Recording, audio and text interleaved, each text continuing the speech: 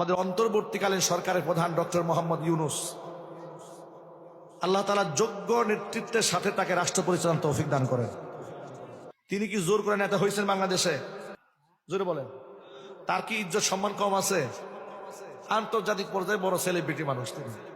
যাই হোক, তো তাকে লোকেরা বানিয়েছে, দেশের লোকেরা বানিয়েছে।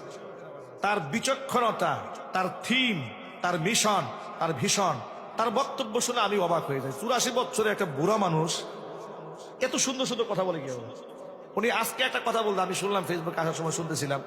উনি বললেন যে ভৌগোলিকভাবে আমরা এমন একটা দেশে বসবাস করি, আল্লাহ তাআলা আমাদের দেশটাকে এমন একটা জায়গায় সেট করে দিয়েছেন।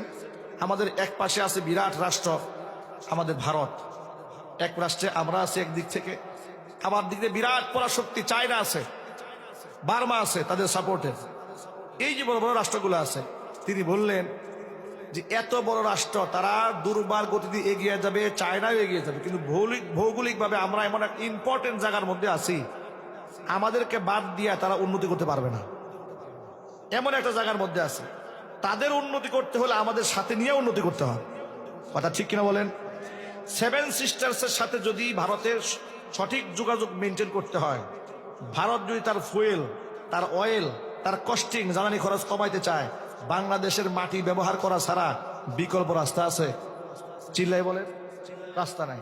এমন একটা ইম্পর্টেন্ট জায়গার মধ্যে আমরা আছি। তবে তিনি বললেন আমরা জানি না যে এত সুন্দর পয়েন্টে থাকার পরেও এই রাষ্ট্র পিছিয়ে থাকলো কেন। এটাকে আমাদের কপালের খারাপ, নাকি আমাদের সৎ নেতৃত্বের কারণে হয় নাই? এটা কি জন্য হয় নাই? তবে একটা মিশন সামনে আমাদের আছে যে এই দেশটা ইনশাল্লাহ অচিরেই বহুদূর এগিয়ে যাবে। তবে সেই ক্ষেত্রে এগিয়ে নিতে হলে আমরা যারা সাধারণ মানুষ যারা